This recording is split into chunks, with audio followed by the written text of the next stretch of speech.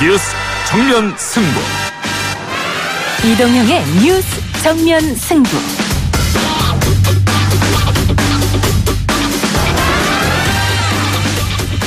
청취자 여러분 안녕하십니까, 이동형입니다. 2015년 12월 28일 박근혜 정부는 최종적 불가역적 한일 위안부 문제 합의를 합니다. 당시로 돌아가서 들어보겠습니다. 일본 정부와 함께 이 문제가 최종적 및 불가역적으로 해결될 것임을 확인한다. 왜 우리 바보 아니야?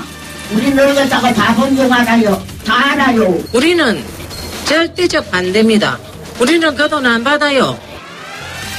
윤병세 당시 외교부 장관 그리고 강일출 할머니와 고 김복동 할머니의 목소리였습니다. 이듬해 위안부 할머니와 유족들이 헌법 소원을 냈는데요. 3년 9개월 만에 헌법재판소 판단이 내려졌습니다. 일부에서 관련 이야기 해보겠습니다. 직권남용에 의한 권리행사 방해라든가 또는 증거 인멸의 우려라든가 이런 것들은 충분히 아니라는 것을 밝혔다고 생각합니다. 조국 전 법무부 장관에 대한 구속영장이 기각됐습니다.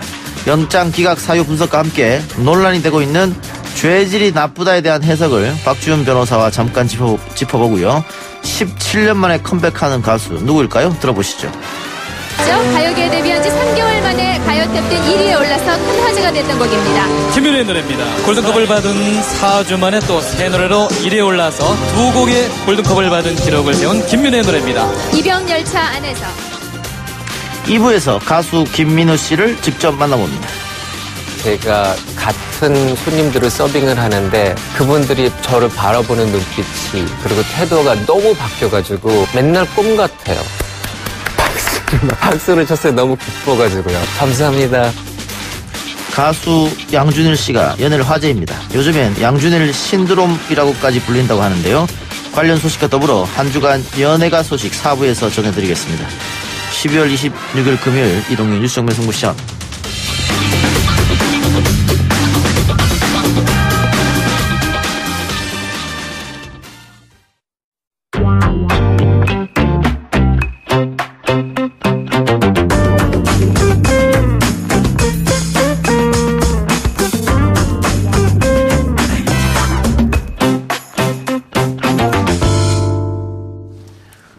오늘 헌법재판소가 박근혜 정부 당시 이루어진 한일 위안부 합의가 위헌이라는 헌법 소원에 대해서 심판 대상이 아니라는 결정을 내렸습니다.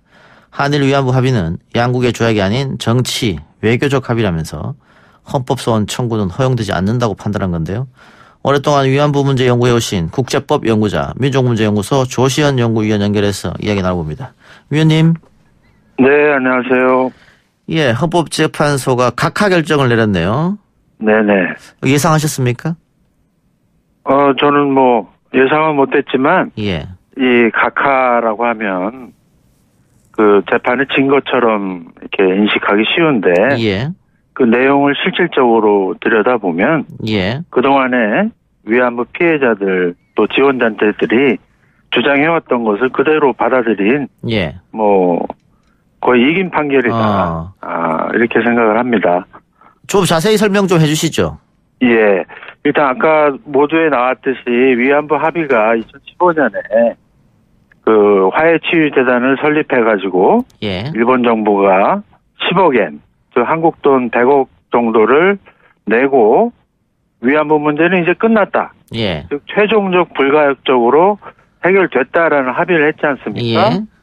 네, 그래서 피해자들이 이제 그런 합의가 권리를, 기본권을 침해한 것이다라고 이제 헌법소원을 낸 것인데요. 예. 사실 그 합의에 대해서 헌법재판소는 이 합의가 정식 조약이 아니다. 예. 따라서 정치적 합의고 비구속적 합의다. 이렇게 어려운 말을 했는데요. 예.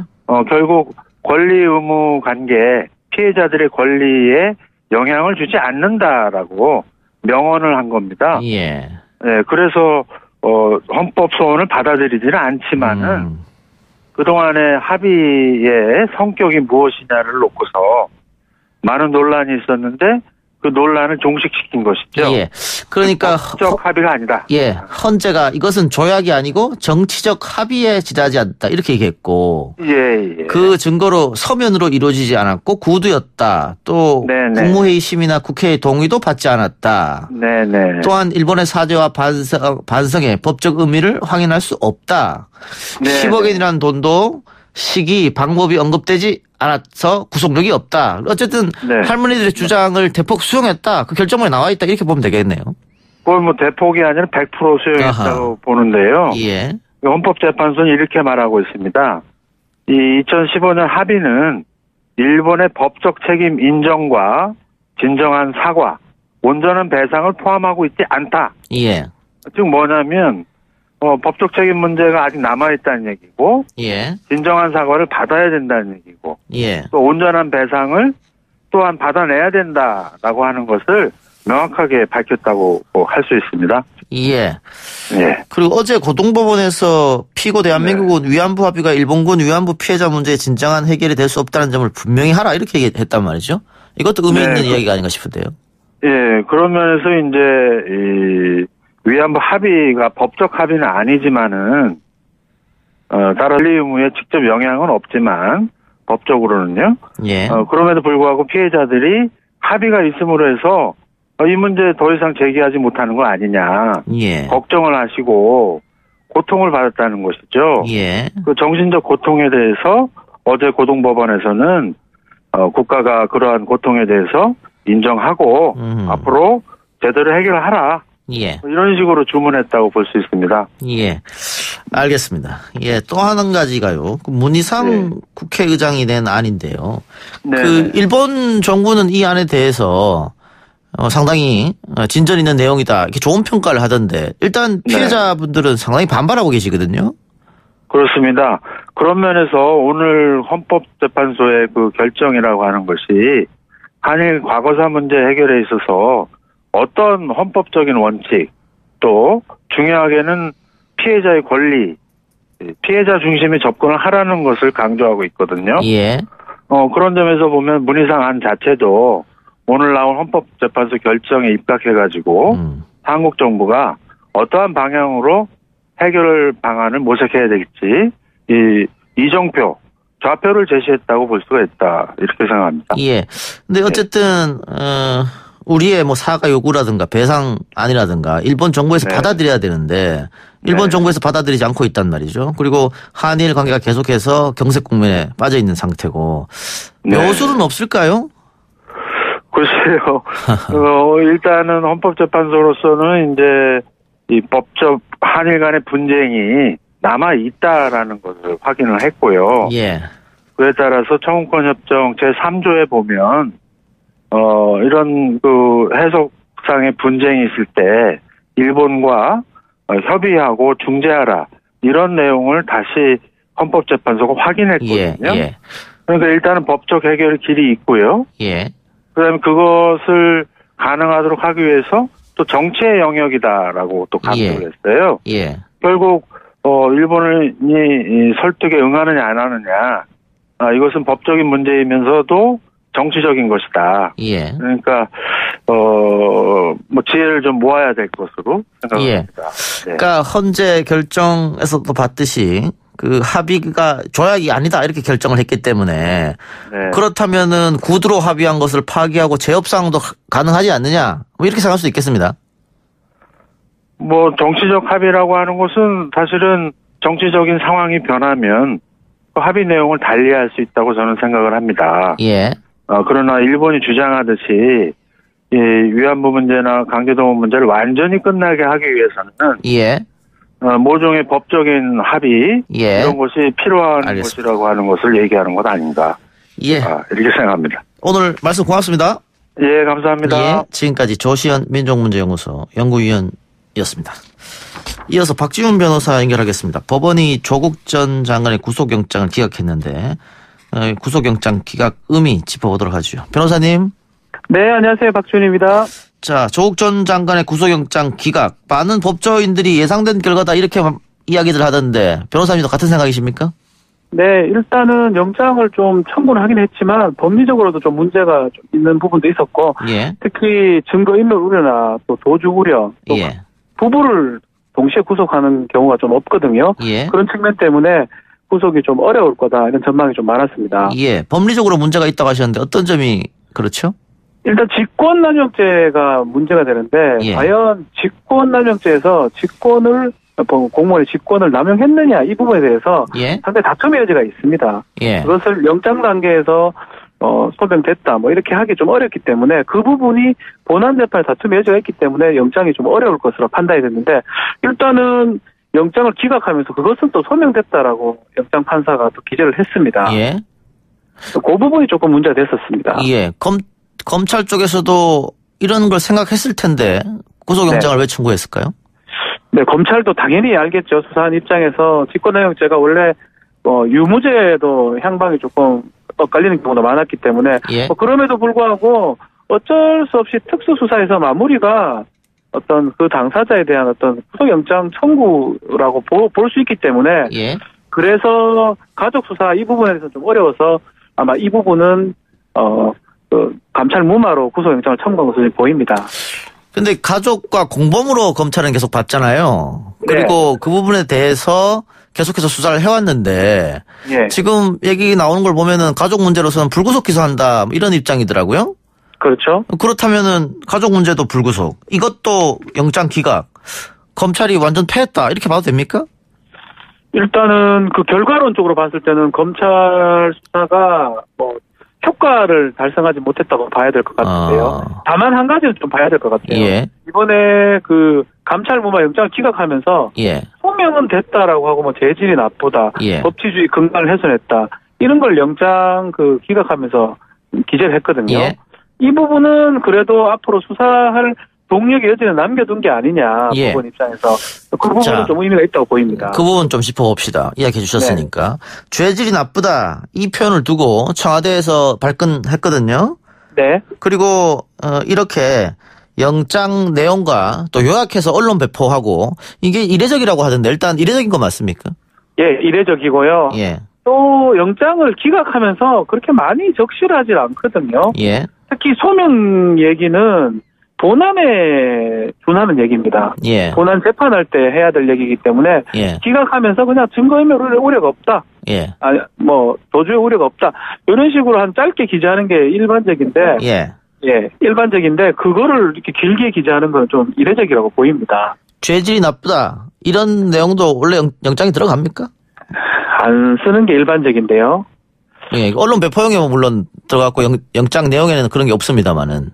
예, 이게 쓰게 되면 뭐가 문제냐면 예. 나중에 본재판에 갔을 때 예단을 줄 수가 있어요. 본안 재판하는 판사가. 영향을 미칠 수 있다 이 말씀이죠. 그렇죠. 그렇기 예. 때문에 그런 부분은 영장 단계는 이게 구속할 필요가 있냐 없냐 이 부분만 판단하면 돼요. 예. 이게 죄가 있냐 없냐가 중요하긴 중요하지만 그것을 일부러 기재할 필요가 없는데 이걸 기재한 부분은 조금 좀 이례적이라고 보는 게 맞는 것 같습니다. 예.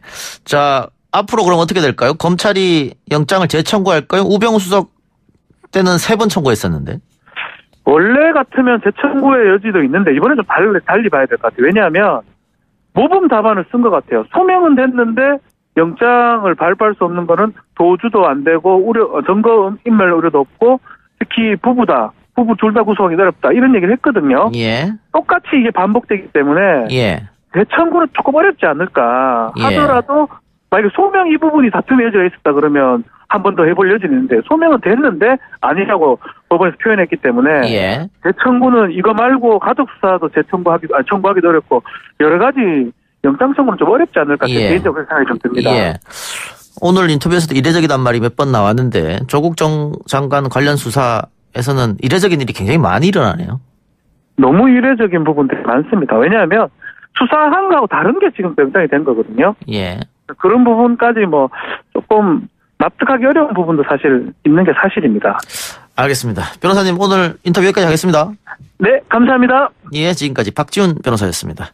1부 순서 마치고요. 2부 가수 김민우 씨와 함께 돌아옵니다.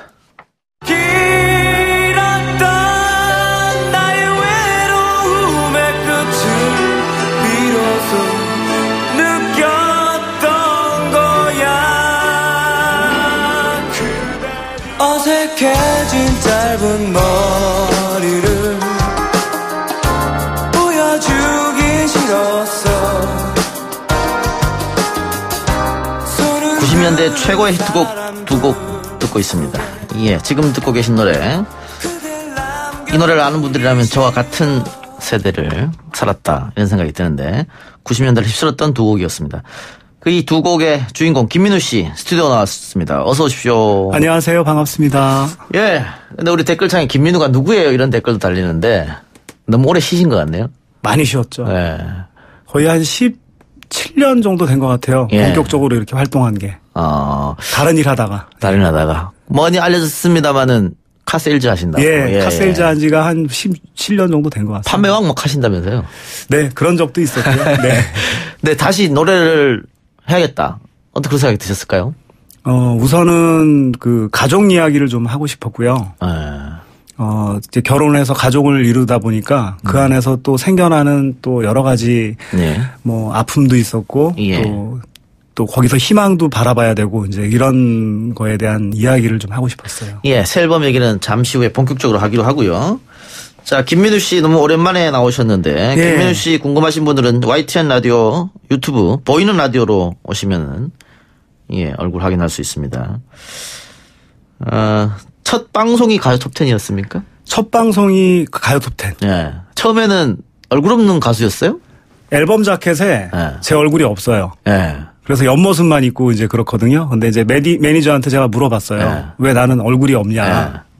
그랬더니 매니저가 우스갯소리로 네 얼굴이 비디오형이 아니어서 그랬죠.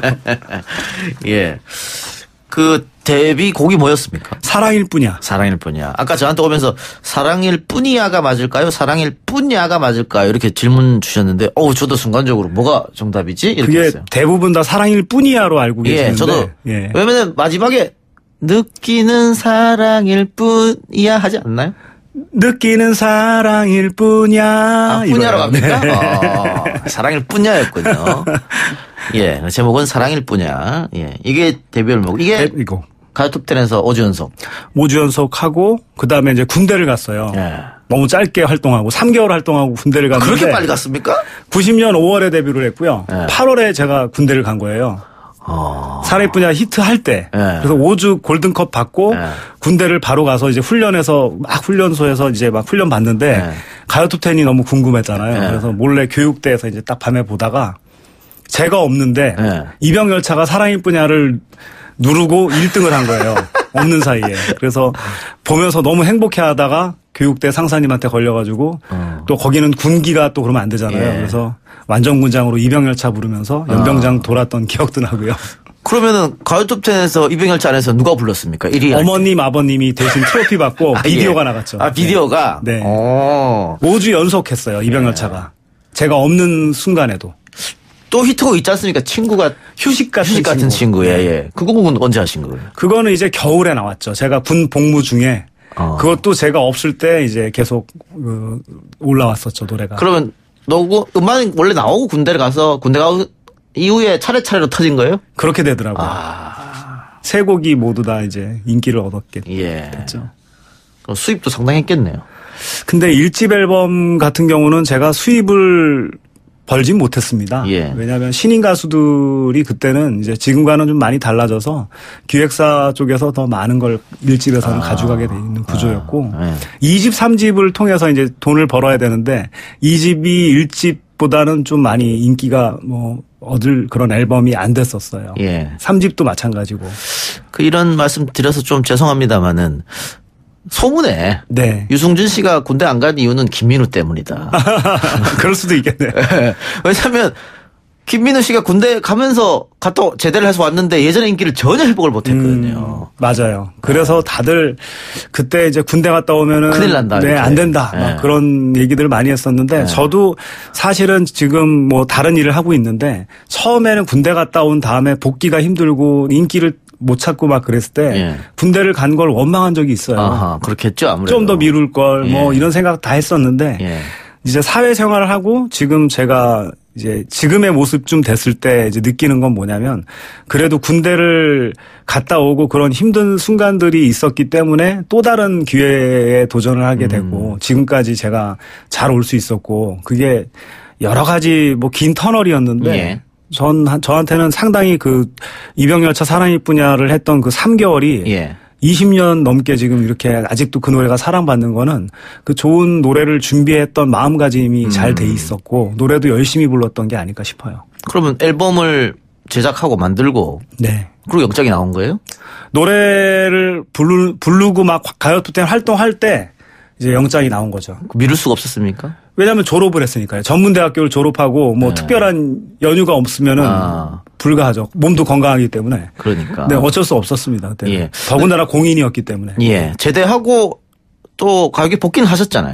복귀했는데 어떻게 또 공교롭게도 제일 또 인기 있는 그 가수랑 같은 시기에 앨범이 나왔어요. 서태지와 아이들이랑. 네, 그래가지고 뭐 별로 활동 많이 못했던 그런 기억도 많이 나요. 예. 그리고 그러면 제대해서 음반 몇 번 만들고 자연스럽게 대중에서 멀어진 겁니까? 앨범은 한 3장 더 나왔어요. 많이 내셨네요. 예. 내고 그 안에 이제 어려우니까 앨범으로 안 될 것 같아서 녹음실도 만들었어요. 제가. 예. 녹음실도 차렸는데 이제 녹음실 하면서 좀 갑작스럽게 또 화재도 발생을 해서 안 좋은 일이 많이 겹쳤어요. 네, 어려움이 좀 있었죠. 예. 그때. 데뷔는 어떻게 하셨어요, 근데? 데뷔는 제가 88년도에 대학가요제를 이제 막 준비하고 그럴 때 심사위원으로 계신 분이 MBC PD 선생님이셨는데 그분이 저를 눈여겨보셨던 거예요. 그러다가 그분 생신날 제가 한번 제가 일하는 아르바이트하는 그 가게에 오셨는데 그분이 그 가수분들이 많이 오시더라고요. 그래서 노래를 한번 불러봐라 저보고 해서 노래를 불렀는데 그때 많은 매니저분들이 저한테 콜을 하셨는데 그분 중에 한 분이랑 작업을 하게 됐던 것 같아요. 88년도고요. 예. 1976님께서 지구를 택한 이유 또 명곡인데 주목받지 못해 아쉽습니다. 이번 앨범 대박 나세요. 네, 감사합니다. 지구를 택한 이유 저는 처음 듣는 노래 같은데. 2집에 있는 노래인데 휴식 같은 친구랑 같은 선상의 그런 음악이에요. 예. 락 음악이에요. 예. 아나무인님께서 우와 얼굴 그대로예요. 감사합니다. 커피종덕님 옛날에 꽃미남이었어요. 네. 예, 이런 좋은 댓글 이제 많이 달아주고 계신데 워낙 저는 두 곡이 휴식 같은 친구까지 3곡이 네. 빅히트를 했기 때문에 네. 어마어마한 재산을 불리지 않았을까라고 생각을 했는데 그건 아니군요. 그렇지 않죠. 예. 2집, 3집, 4집을 통해서 이제 점점 더 힘들어졌어요. 나중엔 제가 스스로 혼자 앨범을 제작해야 되고 그다음에 녹음실 아까 말씀드렸지만 녹음실 차렸는데 갑작스럽게 또 같이 새들어 사는 세입자분이 가스 폭발하시면서 그 화재가 저희 녹음실을 덮쳤죠. 그래서 거기에서 많이 손해도 보고 빚도 많이 지고 그랬죠. 나이가 굉장히 젊었을 거 아니에요. 20대 중반밖에 안 됐을 때예요. 그러니까. 26살 뭐 요때인데 예. 그리고 나서 다시 활동을 하려고 하는데 이제 무대도 없고 그래서 이제 업소를 많이 뛰어야 되는데 업소도 또 점점 줄어드는 거예요. 왜냐하면 그때가 IMF 때가 와서 굉장히 힘들었던 시절이 많아요. 예. 그러면 미래에 대해서 걱정도 됐을 거고 네. 생활고도 있었을 테고 어떻게 해결했습니까?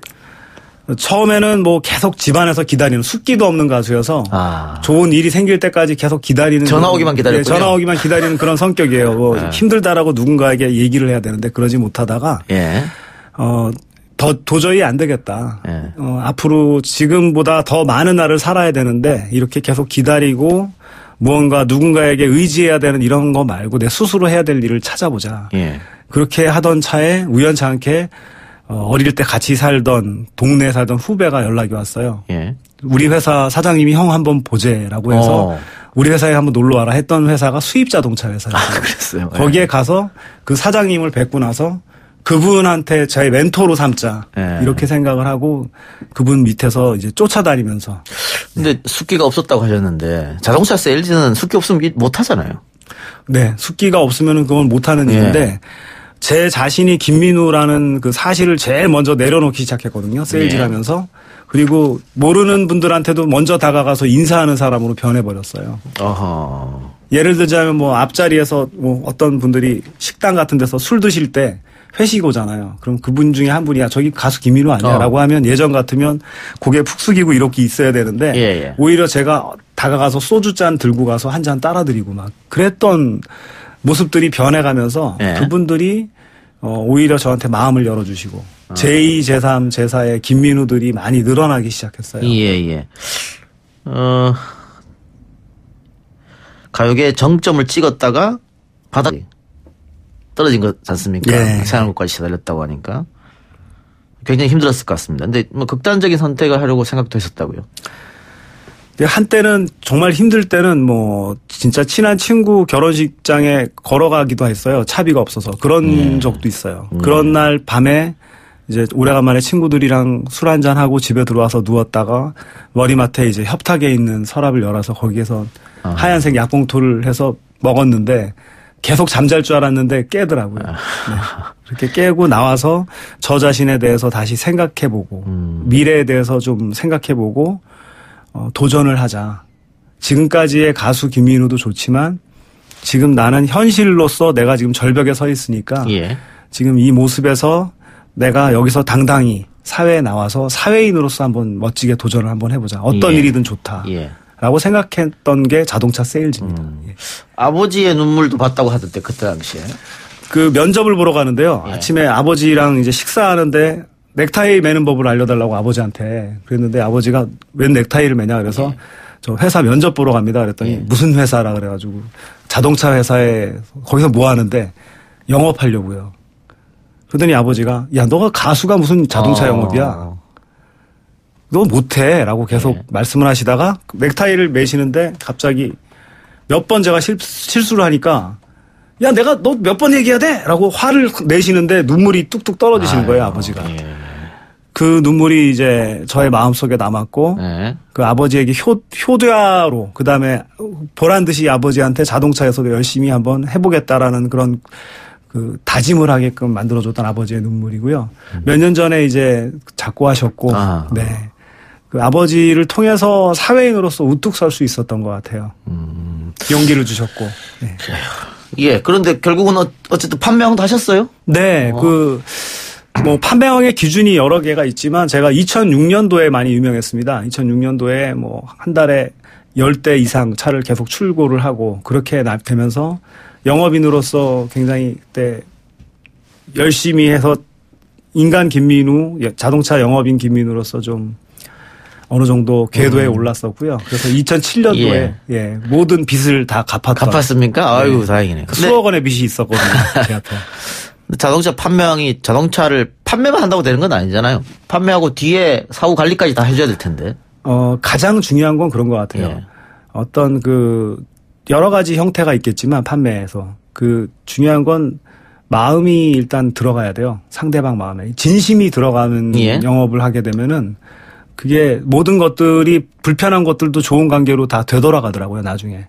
솔직하고 있는 그대로로 고객을 접대하고 대하고 했을 때 그 진심이 느껴지면은 어떤 여러 가지 상황 속에서도 그래도 사람을 선택하게 되는.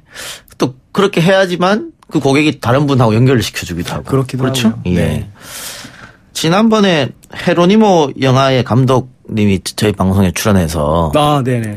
영화 한 관 대관해주세요. 저한테 요청해서 제가 바로 해드렸거든요. 아유, 지금 댓글창에 차 한 대 사주라고 댓글이 자꾸 올라오고 있네요. 뭐 언제든지 저는 기다리고 있겠습니다. 예. 마침 제가 지금 차가 없어요 또. 잘 됐네요. 예, 한번 찾아가도록 하겠습니다. 그래요. 네. 근데 이제 아버님 돌아가신 얘기를 하셨는데 최근에 또 아픔이 있었다고요? 예. 재작년이죠. 2017년에 저의 동반자인 제 아내가 갑자기 하늘나라로 떠나게 됐어요. 이제 갑자기 일주일 만에 목이 아프다 그래서 병원을 가서 병원에 입원을 했는데 그 병을 찾는 데만 3일이 걸렸고요.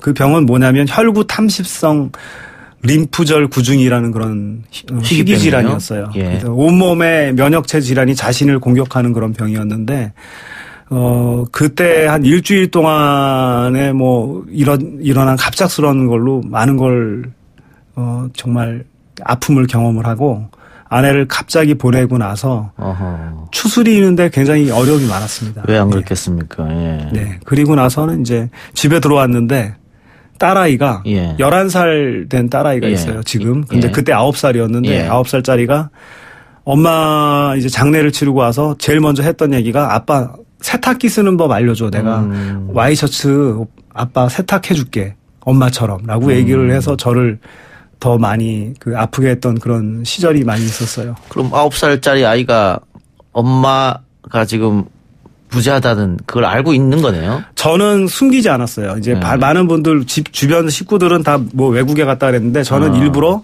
병원에 데리고 가서요. 엄마를 직접 만나진 못하지만 중환자실에 있어서 너를 만나기 위해서 지금 최선의 노력을 다하고 있는데 혹시 그러지 않고 하늘나라에 먼저 가실 수도 있어 라고 민정이한테 얘기를 해주고 민정이가 눈물을 억지로 참으면서 이해하려고 하고 그런 부분들을 통해서 지금도 그런 것들에 대해서 후회하진 않아요. 아이한테 그런 엄마의 그 일화를 빨리 알려주는 게 더 좋을 것 같아서. 네. 아까 모두의 가족 때문에 노래를 다시 부르려고 생각했다라고 말씀하셨잖아요. 네네. 어떤 점이 그렇죠? 우선 하나의 가정이 있었는데 그 가정의 가장 중요한 사람 한 명도 우리 곁에서 이제 노래 제목이 케이크예요. 케이크인데 3명이서 같이 불던 그 케이크인데 지금은 그 중에 한 명은 없지만 우리 둘이 부는 그 케이크도 그 나머지 한 명의 그 바람이 느껴지고요. 케이크를 불 때. 그리고 그 안에 모든 가정과 가족의 사랑 이야기, 슬픔, 이별 모든 것들이 다 있을 것 같아요. 자, 지금 앨범이 저한테도 있는데 케이크란 노래. 이게 발라드입니까? 예, 발라드입니다. 그러니까 예전에 제가 사랑일 뿐야를 이렇게 생각하시는 분들께 한 27년 만에 제 목소리를 다시 한번 들으신다고 생각하시면 되고요. 노래를 하면서 제일 많이 신경 썼던 부분은 오래간만에 제가 노래를 부르는데 너무 목소리가 변하면 저를 기억을 못 하실까봐 그래도 최대한 원래 김민우가 가지고 있는 창법을 살리기 위해서 많이 트레이닝을 또 했어요, 스스로. 많이 했습니다. 운동도 하면서. 나이가 들어가면 목소리도 변하고. 성대도 늙죠. 이제 그런 거를 최소화하기 위해서 정말 한쪽 다리를 들고 노래하기도 하고 막 그랬던 앨범이에요. 이번 앨범에도 앞에는 없네요, 아무것도. 그냥 케이크 모양이. 그 케이크이 저희 딸이 작년에 저한테 크리스마스 선물로 그려준 거예요. 그림을 그대로 앨범 자켓으로 낸 겁니다. 이번에 김태원 씨가 작사 작곡했네요. 네. 부활의 김태원 씨가 제가 많이 힘겨워할 때 항상 저랑 같이 이렇게 많은 만남을 가지면서 노래를 하면서 상처를 좀 치유했으면 좋겠다. 그렇게 얘기를 했고 거기에 대한 노래를 내가 작업을 할 테니 노래를 한번 하자. 그렇게 제안을 했고 너무 형님께 감사했던 거는 모든 부분에 있어서의 그 약속 같은 경우를 저한테 많은 걸 알려주셨던 분이에요. 그래서 예전에 자동차 영업 처음 시작할 때 막 전화를 드렸는데 저한테 전화를 끊으면서 그러더라고요. 김민우 씨 지금 하시는 일을 짧게 하지 마시고 10년 이상 해달라. 1년, 2년 하다 그만두는 그런 사람들 되지 말고 오래 해서 거기서 잘 하고 있으면 내가 고객이 언젠간 되겠다. 라고 해서 저한테 고객이 되셨고 또 이번 앨범 같은 경우도 제가 자동차 세일즈를 하면서 하는 와중에도 편안하게 하기 위해서 모든 제작도 다 부활해서 제작을 했고요. 작사, 작곡, 편곡까지도 전부 다 김태원 씨가 전부 다 선물로 저에게 주신 그런 앨범이에요. 네. 알겠습니다. 속보가 하나 들어왔네요. 선거법 개정안 국회 본회의 상정돼서 가결이 됐습니다. 찬성 156표, 반대 10표, 기권 1표. 국회의장이 질서 유지권을 발동을 했네요. 정치에 관심 있으십니까? 보기는 보는데 사실은 전 그런 쪽엔 좀 잘 모르는 사람이에요. 네. 그래요. 자, 김태원 씨 곡이 대부분 굉장히 감미롭잖아요. 그렇죠. 서정적이죠. 서정적이고 가사도 그렇고. 마음에 들던가요? 곡 봤을 때? 처음에 가사를 딱 받았을 때 멜로디 없이 가사만 받아도 하나의 어떤 그런 시적 느낌도 나고 너무나 저와 저의 가족 얘기여서 이 음악은 그냥 평생 나와 함께 할 수 있는 음악이겠다라는 그런 생각을 했었어요. 어떻게 반응은 어떻습니까? 주변에 특히나 저의 세대 분들은 너무나 좋아하시는 것 같아요. 한번 들으신 분들은 계속 리플레이 하면서 계속 들으신다고 그러신 분들도 많고 유튜브나 뭐 이런 뭐 일반 채널 같은 데서 아니면 제가 이렇게 올렸을 때 굉장히 많이들 사랑해 주시는 분들이 많더라고요. 예. 저도 이병열차 안에서 같은 경우에는 뭐 친구들 갈 때마다. 그렇죠. 친구들 군대 갈 때마다 불렀던 것 같아요. 요즘도 아마 많이 부를 텐데. 네. 그 라디오나 TV에서 과거 내가 불렀던 노래라든가 또 뭐 노래방에서 옆방에서 그런 노래가 나온다든가 하면 네. 기분이 좀 이상할 것 같긴 해요. 어떻습니까? 지금 나는 노래하고 상관없는 일을 하고 있는데 가끔씩 깜짝깜짝 놀래죠. 이제 출퇴근하다가 라디오에서 이제 가끔씩 노래가 나와요. 그러면 이거 되게 신기하더라고요. 저는. 내 노래가 나오네. 막 이제 이렇게 신기하게 되고. 네. 그래요. 알겠습니다. 이번 앨범 케이크란 노래 가족 이야기를 담았으니까 또 김태원 씨 곡이니까 여러분들 믿고 한번 들어보시기 바라고요. 저희도 오늘 엔딩곡으로 잠시 후 4부 엔딩곡으로 김윤 씨의 케이크란 노래를 들어보도록 하겠습니다. 요즘엔 음원으로 많이 내지 않습니까? 네, 음원으로 출시했습니다. 했습니까? 예. 순위가 좀 많이 올라가던가요? 순위는 잘 모르겠어요. 근데 천천히 그렇게 그 노래가 조금씩 계속 들려지는 것 같아서 기분이 좋고요. 이 노래를 통해서 많은 가족분들도 훈훈하게 가족에 대한 사랑을 다시 한번 생각해 보실 수 있는 그런 노래가 됐으면 하는 바람이에요. 예. 앞으로 계획 짧게 말해주세요. 지금 현재 제가 하는 일에서 우선 최선을 다하겠고요. 예. 그리고 좋은 그 공연을 또 하게 된다면 제일 먼저 알려드리도록 하겠습니다. 예. 콘서트 같은 거? 네. 그래. 알겠습니다. 오늘 김민수 인터뷰 고맙습니다. 감사합니다. 1, 2부 순서 마치고요. 뉴스 듣고 옵니다. 글쎄 안 들려 들을 뉴스 없어 아무 뉴스도 귀에 들어오지 않아 듣고 또 들어도 들을 뉴스 없어 만든 게 2%야 이동영의 뉴스 정면 승부.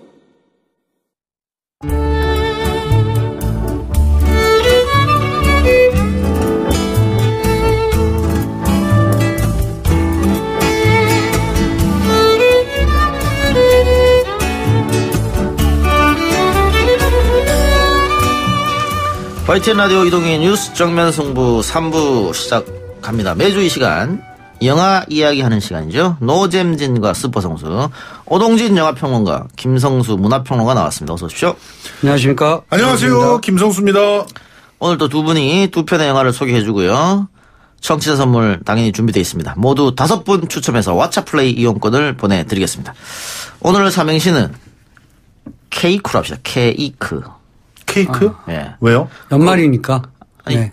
그것도 그렇고. 네. 2부에 김민우 씨가 왔다 갔습니다. 가수. 아하. 이병열차 안에서요. 네. 새로운 신곡이 나왔답니다. 10여 년 만에. 아하. 그게 케이크요? 케이크입니다. 네. 그분이 자동차 세일즈도 하고 그러죠? 예. 네. 참 열심히 사시는 것 열심히. 같아요. 오늘 사연 들어보니까 너무 네. 슬픈 일도 많이 겪으셨더라고요. 그렇죠. 네. 저는 김민우 씨 화이팅입니다. 늘 응원합니다. 네. 아니, 그 노래는 평생을 가는 노래 아닌가요? 이병렬. 평생 가죠. 어색해 진짜. 예. 그렇죠. 네. 근데 군대 가면 다 갈 때 부르잖아요. 이렇게. 그렇죠. 환송해주는. 예. 요즘 젊은 친구들도 알까요? 근데 남자들이 모여서 술 마실 때 또 부르기도 하죠. 그리고 휴식 같은 친구도 굉장히 좋아요, 노래. 아니, 좋은 분 같아요. 네. 저는 노래보다도 사람이 좋아서 늘 기억하는 분입니다. 예. 케이크입니다. 신곡. 그래서 오늘 삼행시도 케이크로 하겠습니다. 쉽지 않을 것 같은데. 쉬울 것 같은데. 케이크가 삼행시라고요? 이런. 큰일 났네. 역시 김성수. 이 정도면 선택됩니다. 네. 이 정도면 아주 훌륭한 거죠. 인공지능 괜찮아요. 네. 어디 왓챠플레이 한 장 드릴까요? 좋죠. 싫습니다. 청취자분들한테 드릴 겁니다. 네. 갖고 놀아 아주. 단문 50원, 장문 100원의 유료 문자 샵 0945번, 우물정 0945번으로 보내주시면 됩니다. 많은 참여 부탁드리고. 자, 오동진 평론가 영화부터 갈까요? 어떤 영화입니까? 시동 해야죠. 네. 시동. 네, 한 지금 200만 정도의 관객을 모으고 있고요. 감독은 최정열 감독이고 사실 단편 쪽으로 유명했던 감독이고요. 글로리아라는 장편 데뷔작이 있습니다만 이번 시동으로 대중영화에 성공하고 있는 감독입니다. 제작자가 더 유명하죠. 제작은 유승환 감독이었습니다. 유승환 감독이 분함도 이후에 뭐 본인은 좀 내상을 입었다고 하지만 저는 뭐 그렇게 평가하고 싶진 않고요. 어쨌든 제작으로 시선을 많이 돌려서 그동안 몇 편의 작품을 했었죠. 사바 같은 작품도 제작을 했었고요. 사바도 대박 났죠. 그렇죠. 프로듀서로서 자질이 있음을 보여주고 있습니다. 지금 자신의 작품을 새로 연출하고 있습니다만 어쨌든 유승환 사단의 영화다 이렇게 보시면 될 것 같고. 그 감독으로 내상을 많이 입었습니까? 흥행보다도 역사 왜곡 뭐 이런 식의 지적을 받았는데 저는 사실 그것 좀 뭐랄까 이렇게 양가적이라고 생각합니다. 그 영화 잠은 제가 했는데. 어쩐지. 아니, 그러니까 좀 과도하게 대중들의 뭐랄까 비판 아닌 비난을 받은 점 등이 아마 이 감독으로서 좀 뭐랄까 상처를 많이 받은 것 같아요. 그래서 그런 휴지기를 제작적으로 활용한 영리한 전법이었다고 생각합니다. 저는 아주 잘했다고 생각하고요. 좋은 대중 영화를 많이 만들었습니다. 픽션이고 그리고 또 실제로 역사 속에서 그 조선인으로서 변절을 해가지고 나쁜 짓을 했던 인간들이 더 많고 지금까지 그 인간들이 잘 살고 있잖아요. 그런 문제를 제기를 한 것만 해도 훌륭하다고 생각을 했는데 그걸 좀 다르게 생각하시는 분들이 꽤 많더라고요. 그렇죠. 군함도가 좀 과도하게 비난받았다고 저도 생각합니다. 그래서 개인적으로는 그럴 필요 없다라고 했는데 본인은 좀 뭐랄까요 좀 휴지기를 가졌죠. 시동은 유승환 감독이 사실 이전에 짝패 같은 영화들을 보면 그 저지대의 삶에 대한 얘기를 잘 그려요. 그리고 그 찰진 대사를 굉장히 잘 꾸려내는 어떤 감독으로서 유명한데 이번 최정열 감독도 그런 측면에서 장기를 보였고요. 제목은 시동이지만 시동이 잘 안 걸리는 사람들, 인생이 잘 안 나가는 사람들 이런 사람들의 얘기를 그리고 있습니다. 이게 부릉부릉의 시동입니까? 그렇죠. 저는 뭐 무슨 뜻인가 했네. 첫 장면을 보면 주인공 박정민 씨가 중고나라에서 오토바이 샀는데 안 올라가요 잘. 시동도 잘 안 걸리고 언덕길을 잘 못 올라갑니다. 그래서 어떻게 보면 상징적으로 그런 사람들의 이야기를 그리고 있고 이 사람들이 장풍만점이라는 중국집에 모여 있어요. 여러분들 좋아하시는 마동석 씨가 사연이 있는 주방장이죠. 굉장히 힘이 세고 싸움을 굉장히 잘하는. 근데 뭐 웬만해서는 주먹을 잘 휘두르지 않는데 어쨌든 그 사연이 있는 주방장이고 박정민 씨가 18살, 19살 막 고등학교를 중퇴한 학교를 안 나가는 가출한 청소년으로서 거기 배달원으로 나오죠. 박정민 씨 어머니는 샌드위치를 만드는 노점상이시고요. 그러니까 어떻게 보면 노점상은 아니고 이제 그 가건물에 가게를 하나 차렸는데 그렇죠. 근데 그게 사기가 됐던 일종의 그러니까 가건물 노점상이죠. 그러니까 따지지 마세요. 그 돈 다 내고 산 거예요. 그렇죠. 노점상이라 그러면 이 저지대의 삶인데요. 그러니까 삶의 가장 비극적인 삶이 어쩌면 가장 희극적인 삶이 될 수도 있다. 그 희비극의 쌍곡선을 그린다. 그 양면의 삶, 그 양가적인 어떤 측면들을 굉장히 코믹하면서도 사실은 때로는 매우 터치감 있게 감동적으로 그려낸 작품이라고 저는 생각합니다. 그래서 저는 흔한 대중영화, 코믹영화라고 생각을 했었어요. 웹툰이 원작이고. 저는 기대 이상의 그런 가치를 가지고 있는 작품이라고 생각했습니다. 이거 보시면은 진짜 짜장면이 먹고 싶어요. 그 소리 그리고 그 먹는 그 모습 이런 것들이 눈에서 이렇게 막 계속 아른거려가지고 결국 저는 짜장면을 먹고 스포일러가 아닌데요. 모든 일을 겪고 나서 마동석 씨가 짜장면을 만들어요 직접. 주방장이니까 만들어서 자기 옛날 후배하고 짜장면을 같이 먹는 장면이 있습니다. 그래서 옛날 후배가 이제 박태준 씨인가요? 박혜준 씨. 연기 잘하시는 분인데. 잘해요. 선배가 짜장면을 해주는 이유에 대해서 굉장히 불만이지만 그 짜장면을 그 장면을 바라보면서 이 선배를 이제 놔줘야 된다라고 하는 표정 연기를 해요. 그래서 그런 디테일한 그 연기들, 디테일한 감정들이 잘 살아있는 영화가 시동입니다. 그래서 어렸을 때 그 둘은 얼마나 그 짜장면이 먹고 싶었겠어요, 마음껏. 마동석 씨 대사 이런 거죠. 너 짜장면 좋아했잖아. 그래. 먹어서. 이런 대사를 하는데. 그게 묵직하게 따라오는 그런 느낌이 있어요. 그런 장면들이 아주 좋은 영화입니다. 그래서 저는 지금 뭐 백두산도 잘 되고 있고 뭐 청문도 개봉했습니다만 작은 소품 같은 영화지만 우리 삶의 여러 가지 어떤 어려운 점 그렇지만 희망을 가져야 된다는 점, 인생은 그래도 살만한 가치가 있다는 것, 이런 것들 새삼 좀 진부하지만 깨닫게 해준다는 측면에서 시동을 적극 권해드립니다. 예. 연말연시 보면 따뜻하고 좋다 이런 평이 그렇죠. 있던데 맞습니까? 예. 염정아 씨가 여기서 엄마잖아요. 배구 선수예요. 그래서 화가 나면 사람을 때릴 때 스파이크. 배구 스파이크인데 네. 그것도 이제 아주 통쾌한 그런 측면이 있죠. 네. 예. 영화적 쾌감이 있는 영화를 보는 쾌감이 있는 작품이라고 생각하시면 좋을 것 근데 같습니다. 이게 지금 뭐 오동희 평론가도 좋은 평을 해주셨습니다만은 입소문이 벌써 난 것 같습니다. 네. 흥행이 지금 벌써 이루어지고 있다고 하죠. 마동석이라는 배우가 갖고 있는 특출한 점이라고 생각해요. 그러니까 마동석 씨가 이번에 굉장히 망가지는 외모거든요. 그리고 머리도 이상하게 기르고 살도 찌었어요. 그런데 일부러 그런 모습들을 강조하기 위해서 카메라는 클로즈업이 굉장히 많고요. 안각 촬영이 많아요. 밑에서 찍어요. 그러니까 그러면 이제 얼굴이 기괴해지죠. 그렇죠. 기괴해지고 뚱뚱하게 나오잖아요. 그러니까 그런 것들을 전혀 거부하지 않은 연기자로서의 진면목이 살아있는 그런 측면들을 관객들이 많이 사고 있는 것이 아닌가 하는 생각이 들고 박정민이라는 배우가 역시 젊은 배우지만 굉장히 가능성이 큰 배우고 잠재력이 큰 배우다라는 것을 이번 시동에서도 또 보여주고 있습니다. 알겠습니다. 한 말씀만 더 드리자면 이 장풍반점이라는 곳이 우리 사회에 꼭 있어야 된다.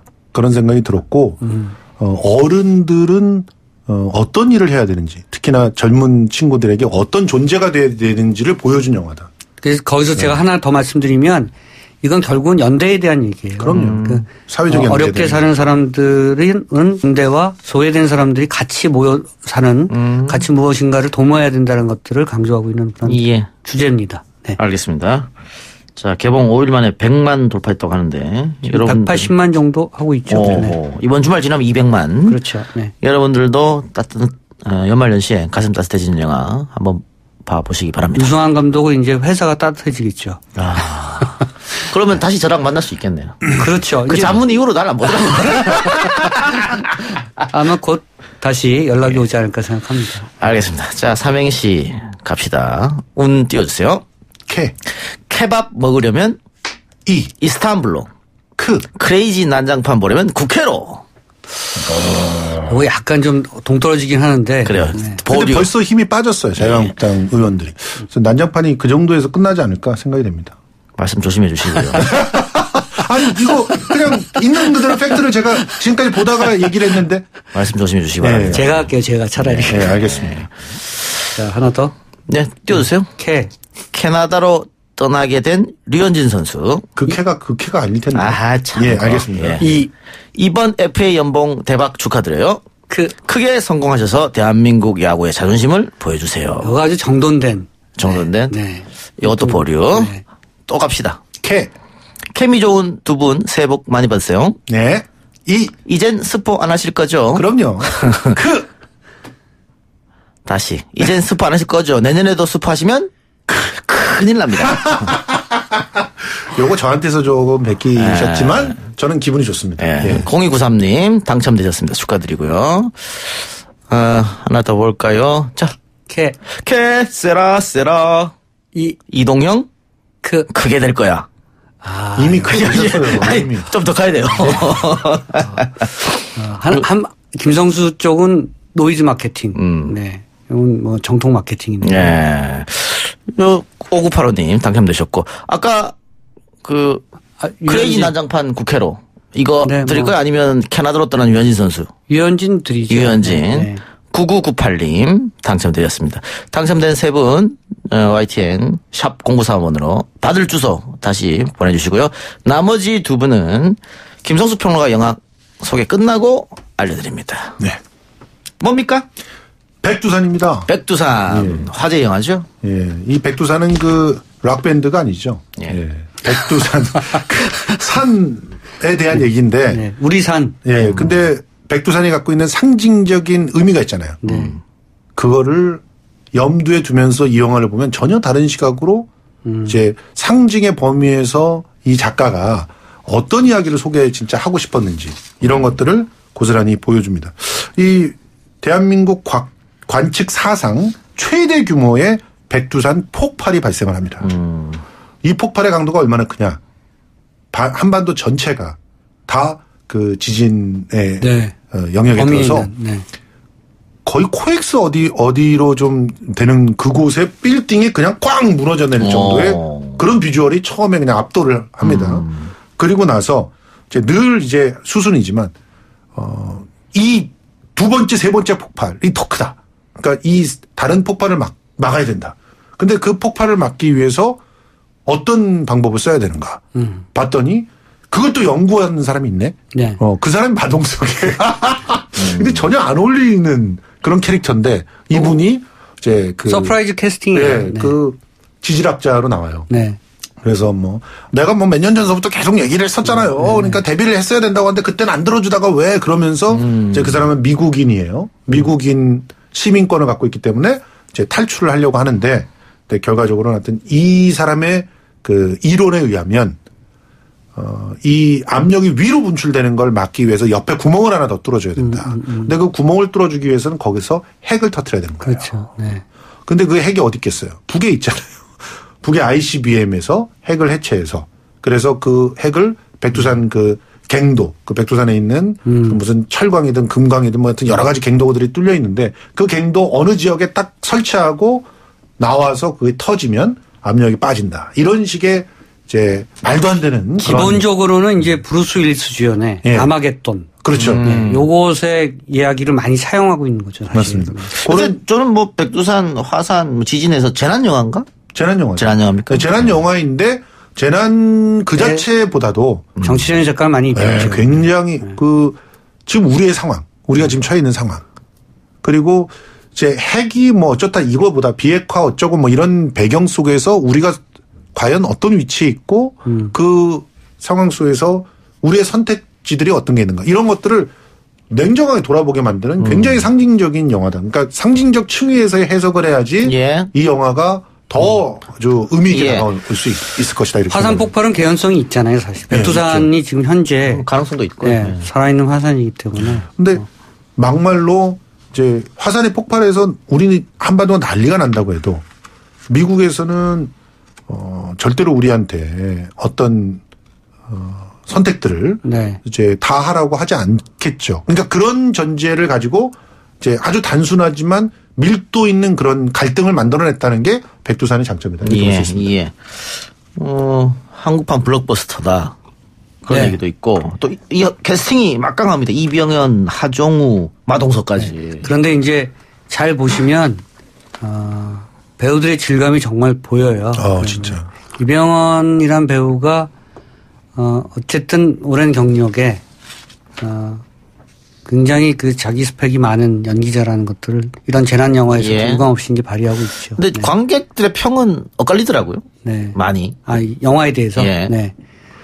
너무 황당한 얘기예요. 그러니까 기본적으로는 이런 대중 영화는 안정적인 그런 시나리오 구조를 짜야 되기 때문에 관객들이 보시기에는 어디서 많이 본 내용들이 많이 들어가 있죠. 그러니까 진부한 내용들로 구성돼 있다 이렇게 생각하시면 될 것 같고 다만 이 영화적 기술, 그러니까 이른바 이제 한국 영화의 테크놀로지가 어느 정도까지 와 있는가를 판단할 수 있는 건 작품이기도 합니다. 그래서 이게 덱스터 스튜디오인가요? 그렇죠. 그래서 신과 함께를 만들었던 덱스터 김영하 감독이 지금 운영하고 있는 덱스터 스튜디오의 작품이고 한국의 그 컴퓨터 그래픽 기술이 할리우드 이상이다라는 걸 보여주는 작품이 이 백두산입니다. 그러니까 저는 백두산을 보면서 세 가지를 놀랐는데 하나는 이렇게 정교한 컴퓨터 그래픽을 우리 회사에서 만들어낼 수 있다면 그러면 이건 대박이다. 진짜 할리우드에서 이게 만약에 외국에 딱 소개가 되고 그래서 그 기술의 질을 갖다 본다면 이 회사로 막 계속 일들이 그냥 쏟아질 것 같다는 생각이 들었고. 조지 루카스가 가지고 있는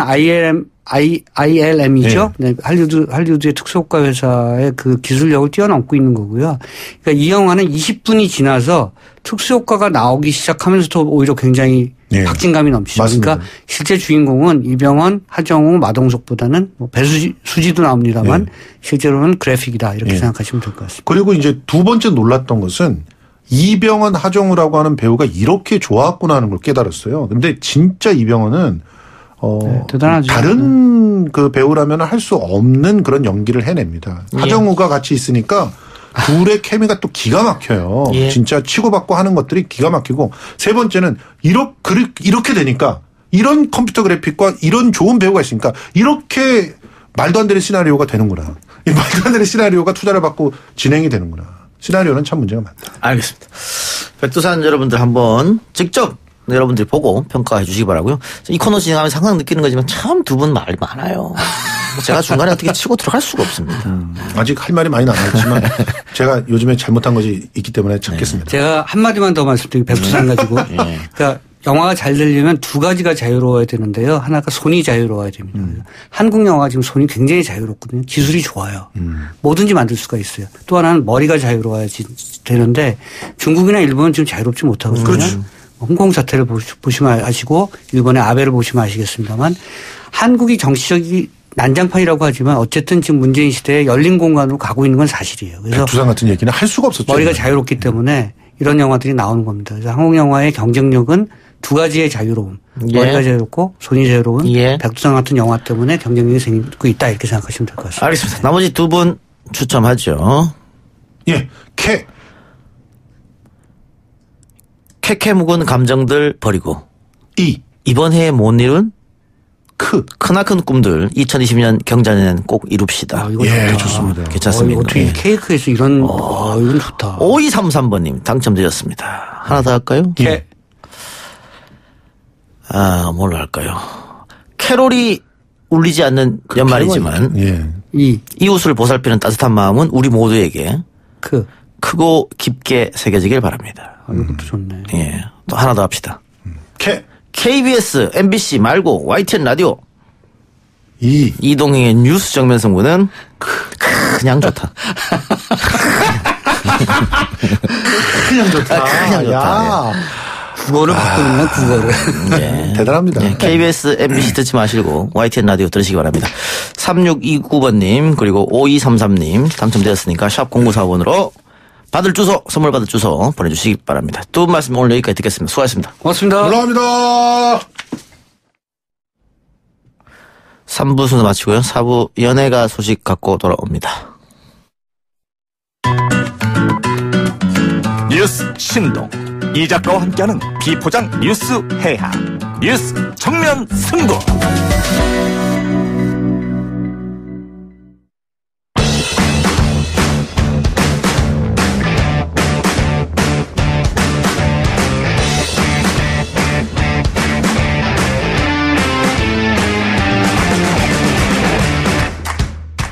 매주 금요일 이 시간 연예 뉴스 듣는 시간이죠. 텐아시아의 김하진 기자, YTN 기상캐스터 겸 배우 김수현 씨 나왔습니다. 어서 오십시오. 네, 안녕하세요. 안녕하세요. 오늘은 한 주간의 연예 소식 들어가기 전에 다른 이야기 먼저 해보고 들어갑시다. 일본 내 조선학교를 돕는 비영리 단체죠. 몽당연필. 몽당연필이 제4회 민주주의자 김근태상 수상자로 선정이 됐습니다. 배우 권혜요 씨가 대표를 맡고 있는데요. 직접 전화 연결해서 이야기 나눠보겠습니다. 여보세요? 네, 안녕하세요. 반갑습니다. 예, 반갑습니다. 네, 잘 지내셨어요? 예, 지난번 전화 연결할 때 제가 몽당연필에 후원하겠다 하고 약속을 못 지켰네요. 아, 그러세요? 예. 내년엔 꼭 하십시오. 올해 가기 전에 약속을 지키겠습니다. 네, 고맙습니다. 예, 다시 한번 약속드리고요. 네, 고맙습니다. 예, 자, 권혜호 씨는 이 조선 학교하고 어떻게 인연이 돼서 이게 대표까지 하시게 됐습니까? 좀 얘기하실 수 있지만 짧게 말씀드리자면은 아주 오래전 2002년도 금강산을 자유롭게 좀 왕래하던 시절에 금강산에서 처음 조선학교 학생들을 처음 만났고요.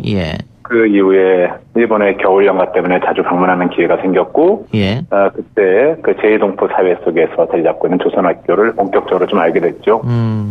그런데 이제 저 개인적으로는 그 조선학교의 학생들한테 좀 뭐랄까 반했다고 할까요? 그 정도의 마음이었었는데 지난 2011년도 일본 동북 지역 대지진이 있었지 않습니까?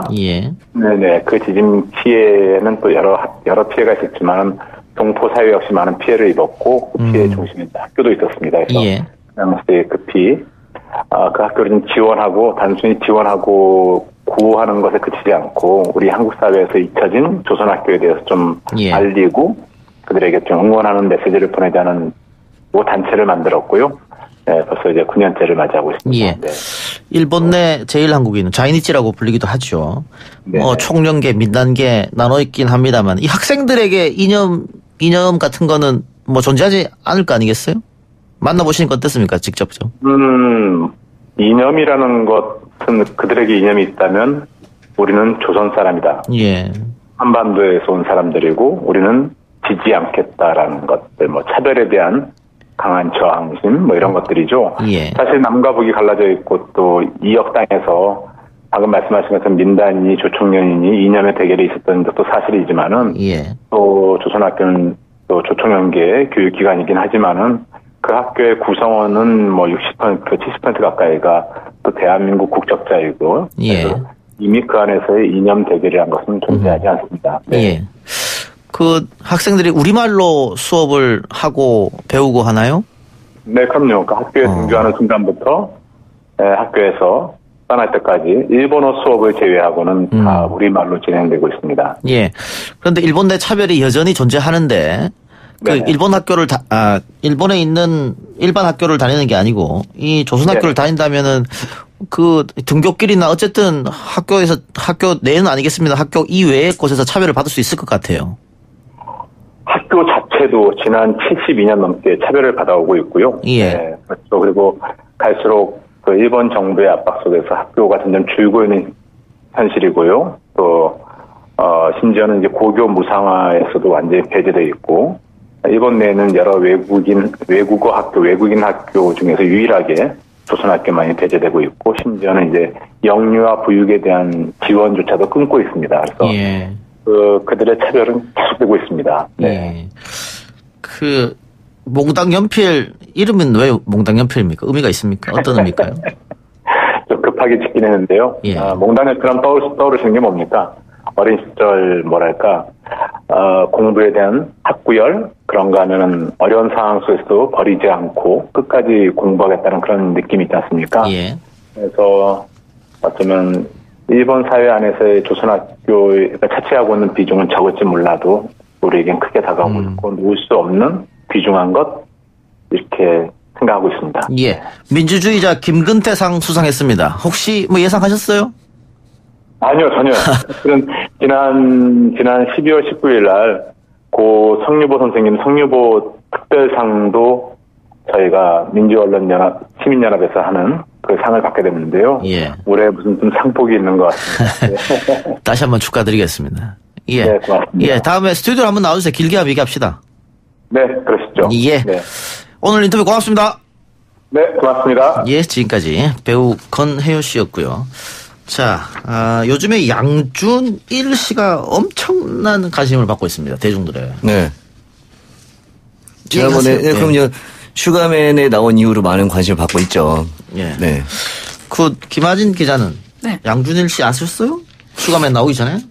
아니요, 전 사실 슈가문에서 처음 봤고요. 그 뒤로 이제 굉장히 영상이나 과거 영상이나 뭐 입고 있는 옷이 화제가 되면서 네. 관심을 갖고 지켜본 거죠. 예. 뭐, GD 닮았다 이런 얘기도 있고. 네. 그렇던가요? 꼴 GD. 그 일부 사진이 정말 많이 닮았어요. 지드래곤과 많이 닮아 있는 네. 그 사진이 돌아다니면서 저도 깜짝 놀랐고요. 그리고 뭐 무대 위에서 했던 그 퍼포먼스나 이런 게 지금 봐도 정말 세련돼서 패션도 그렇고. 네, 그게 굉장히 놀랍더라고요. 패션은 그때 당시에도 굉장히 세련되게 네. 느꼈는데. 굉장히 파격적이었죠. 저는 솔직히 그 양준일 씨 노래를 어떻게 이해를 해야 되나. 당시에. 그렇죠, 그렇죠.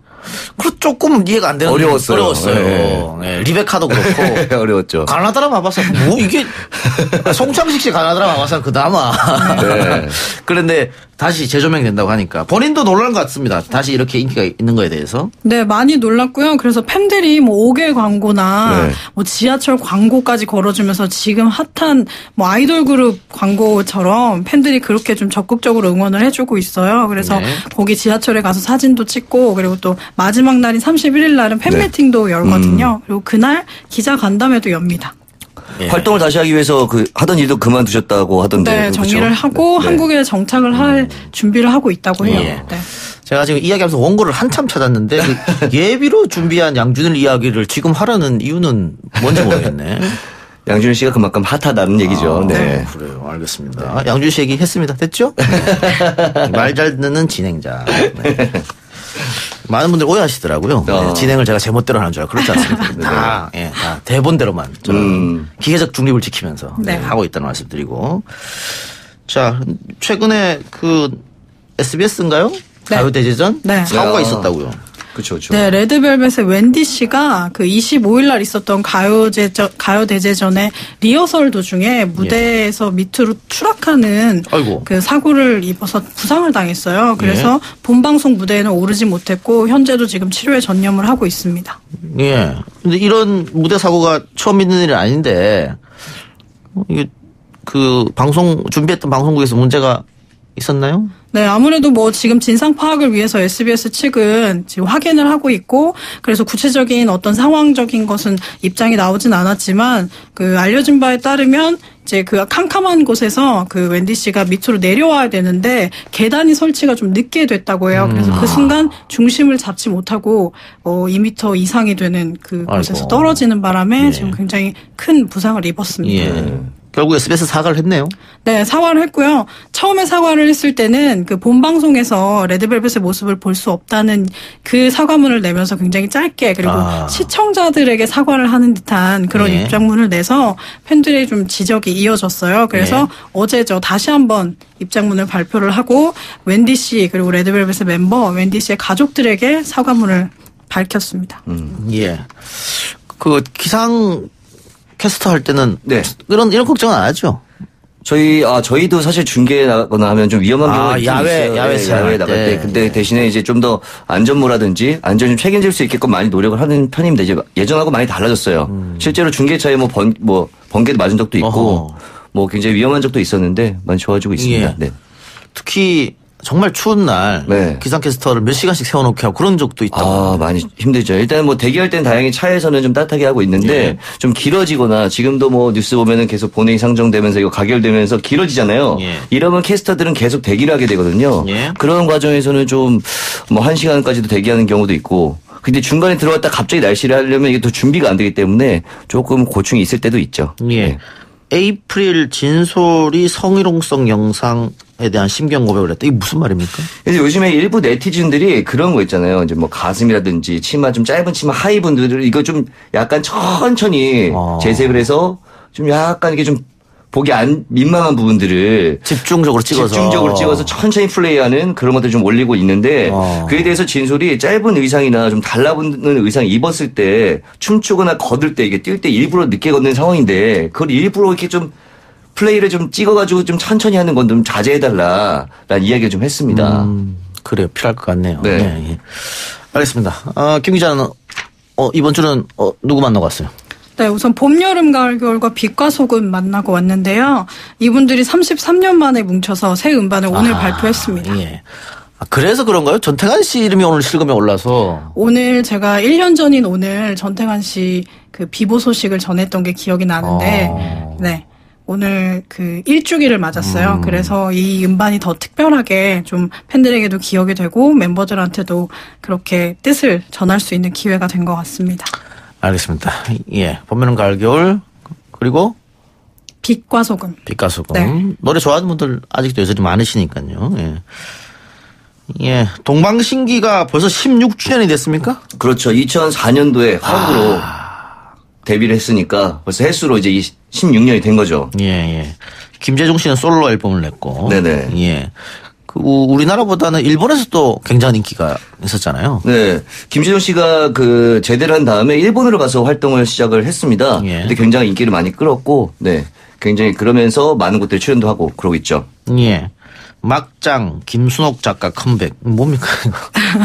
김순옥 작가 하시면은 그 여러 드라마를 욕하면서 보는 드라마를 많이 만들어내신 어떤 드라마가 있었죠? 작가잖아요. 왔다 장보리 그리고 내 딸 금사월 또 언니는 살아있다 그리고 최근에는 황후의 품격까지. 아이고. 그 전개가 굉장히 자극적이고 말도 안 되지만 시청률은 굉장히 항상 높았어요. 그래서 이번에는 신작인 펜트하우스를 집필을 마쳤다고 합니다. 그래서 출연하는 배우들 또 내년에 어떤 이야기로 또 돌아올지 이게 굉장히 화제가 되고 있습니다. 또 어쨌든 뭐 방송사 입장에서는 욕은 많이 듣지만 시청률은 보장이니까. 보장이 되어 있으니까. 그래 펜트하우스. 어디서 방송합니까?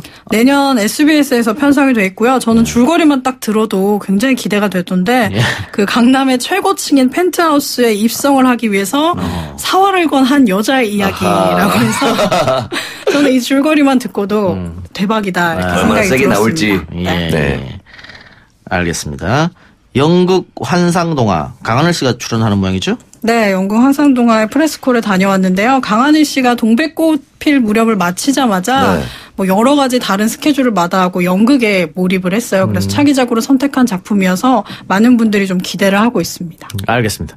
오늘 두 분 이야기는 좀 짧게 듣겠습니다. 우리 김민우 씨가 아까 2부에 출연했었는데 제가 노래를 틀어준다 약속했기 때문에 엔딩곡으로 김민우 씨의 신곡 케이크 들어야 되기 때문에 빨리.